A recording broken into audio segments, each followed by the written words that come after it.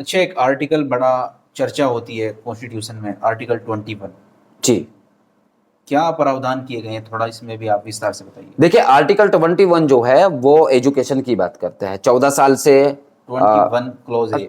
21 close ए जो है, article 21 close ए जो है वो एजुकेशन की बात करता है। और वो ये अधिकार देता है कि 6 साल से बच्चे से लेकर के 14 साल के बच्चे तक जो है फ्री शिक्षा दी जाएगी। ये गवर्नमेंट की ड्यूटी है। लेकिन इसके अलावा भी आर्टिकल 21 के अलावा भी, जैसे मैंने आर्टिकल 15 की बात की गई है, वो भी डेवलपमेंट की बात करता है। आर्टिकल 16 भी डेवलपमेंट की बात करता है। आर्टिकल 17 भी डेवलपमेंट की बात करता है। Article 21 right to life and personal liberty, वो एक अपनी पर्सनल लाइफ की बात करता है। आर्टिकल 21A जो एजुकेशन की बात करता है। और इसके अलावा भी बहुत सारे आर्टिकल हैं जो बहुत ज्यादा एकदम एजुकेशन डेवलपमेंट की बात करते हैं। लेकिन अगर मैं खास करके आर्टिकल 21 क्लोज ए की बात करूं, तो मेरे ख्याल में सरकार को इस आर्टिकल में अमेंडमेंट करना चाहिए, बहुत जल्दी बदलाव लाना चाहिए और वन नेशन वन एजुकेशन करना चाहिए।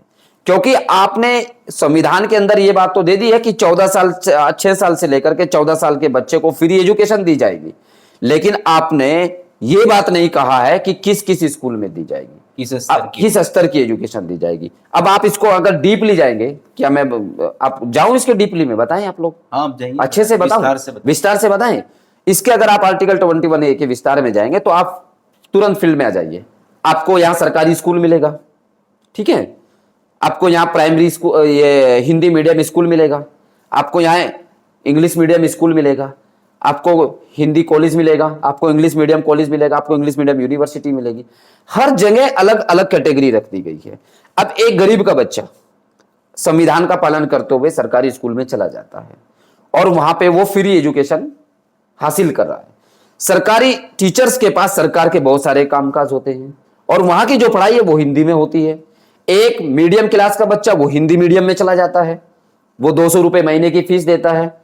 अब सरकारी स्कूल से थोड़ी अच्छी पढ़ाई वो वहां कर लेता है। एक अच्छे परिवार का बच्चा, जो बिजनेसमैन का बच्चा है, नेता का बच्चा है या बहुत बड़े जमींदार का बच्चा है, वो इंग्लिश मीडियम में चला जाता है जहां हिंदी का कोई मतलब ही नहीं होता है। वो और अच्छी एजुकेशन तालीम करता है जो 3,000 4,000 5,000 रुपए महीने की फीस दे रहा है। तो आर्टिकल 21 का कैसे सही से इस्तेमाल होगा, बताइए मेरे को आप लोग। जो है उसका सही से इस्तेमाल तब होगा जब वन नेशन वन एजुकेशन की बात होगी और 6 साल से 14 साल के बच्चे के लिए बराबर एजुकेशन आप देंगे। जहां एक अमीर का बच्चा पढ़ रहा है तो वहीं गरीब का बच्चा पढ़ेगा। जहां एक अमीर का बच्चा जो है इंग्लिश मीडियम में पढ़ रहा है तो वहीं एक गरीब का बच्चा इंग्लिश मीडियम में पढ़ेगा।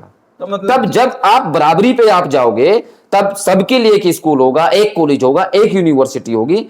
तो कहीं ना कहीं गरीब और अमीर एक लेवल पर आएंगे, सबके लिए एक बढ़िया एजुकेशन का रास्ता निकलेगा, तब देश तरक्की पर जाएगा। लेकिन 21 में जो बात दी गई है, इसका इस्तेमाल गरीब के बच्चे करते हैं और उसका फायदा उन लोगों को नहीं हो पाता है, क्योंकि सरकारी स्कूल में पढ़ेंगे, वहां खिचड़ी खाएंगे, खाना खाएंगे, घर वापसी आ जाएंगे। एक अमीर का बच्चा इंग्लिश मीडियम में पढ़ेगा या हिंदी मीडियम में पढ़ेगा तो कम से कम ज्यादा अचीवमेंट कर पाएगा। नहीं, ये भी है कि जितने भी अच्छे कॉलेजेस हैं, इंटरमीडिएट के बाद जैसे ही ग्रेजुएशन में आएगा बच्चा, तो ज्यादातर इंग्लिश में ही पढ़ाई होगी। और ऑलरेडी वो जो दूसरा बच्चा इंग्लिश मीडियम में पढ़कर आया हुआ है, तो वो ऑलरेडी उससे बहुत ऊपर होगा।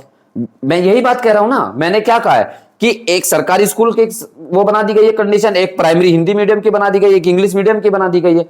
तो इस देश के जो लोगों को सरकार ने कैटेगरी बना दी गई है जो सबसे खतरनाक है। आप 21A आर्टिकल 21A की जगह 10,000 जो है 21 आर्टिकल और लगा दीजिए। पूरा संविधान, जितने आर्टिकल संविधान के अंदर है, जिसके 10 गुना कर दीजिएगा। क्या वो बराबरी आ पाएगी? नहीं आ पाएगी। जब एक बच्चा गरीब का घर से निकलता है, सरकारी स्कूल में जाएगा, वो थैला उठा करके और नीचे टाट पे पट्टी पे बैठेगा, और एक बच्चा जो एसी के कमरे में पढ़ाई कर रहा है, तो भेदभाव तो यहीं से शुरू हो गया है। लेकिन अगर सरकार को 21 की जगह एक 21 क्लोज भी कर देना चाहिए कि वन नेशन वन एजुकेशन, जिस सरकारी स्कूल में जिसकी 2,000 रुपए फीस है, उसकी फीस फ्री कर दी जाएगी और कहा जाएगा कि एक मजदूर का बच्चा भी इसी स्कूल में पढ़ाई करेगा और एक अमीर का बच्चा भी इसी स्कूल में पढ़ाई करेगा, एक नेता का बच्चा भी इसी स्कूल में पढ़ाई करेगा। तब देखिए ना कैसे सुधार आएगा। लेकिन सरकार चाहती नहीं है, नहीं चाहती है सरकार। जिस तरीके से लगातार हर डिपार्टमेंट में प्राइवेटाइजेशन होता जा रहा है, शिक्षा का भी प्राइवेटाइजेशन होता जा रहा है, तो इससे शिक्षा पर फर्क तो पड़ेगा। तो कितना फर्क पड़ेगा इससे? देखिए, प्राइवेटाइजेशन की जो आपने बात की गई है, बिल्कुल शिक्षा पे फर्क पड़ेगा। जिसके पास पैसा होगा वो अच्छी तालीम दे पाएगा, जिसके पास पैसा नहीं होगा तो सरकारी स्कूल में आर्टिकल 21 का इस्तेमाल करता रहेगा बेचारा। अपना अधिकार लेता रहेगा। अपना अधिकार लेता। मैंने अभी एक आर्टिकल लिखा था इसके ऊपर कि वन नेशन वन एजुकेशन। अब सरकार क्या कर रही है? One nation one election. मैं ये कहता हूं कि वन नेशन वन इलेक्शन नहीं होना चाहिए, वन नेशन वन एजुकेशन होना चाहिए। जब वन नेशन वन इलेक्शन की जगह वन नेशन वन एजुकेशन होगा तो वास्तव में समाज में बदलाव आ गया। गरीब तबके के लोग, उनके बच्चों के अंदर जो हौसले होते हैं, जो उनकी काबिलियत होती है, जो उनके हुनर होते हैं, वो बाहर आएंगे, जो उनके टैलेंट बाहर आएंगे। और कल इंशाल्लाह देश के जो गरीब बच्चे हैं वो बहुत ज्यादा अचीवमेंट कर पाएंगे और बड़ी बड़ी उपाधि हासिल कर लेंगे। लेकिन सरकार तो चाहती नहीं है, नहीं चाहती है सरकार। सरकार तो हमें सरकारी स्कूल में उलझ के रखना चाहती है, हिंदी मीडियम प्राइमरी स्कूल में उलझ के रखना चाहती है। वो चाहते ही नहीं है।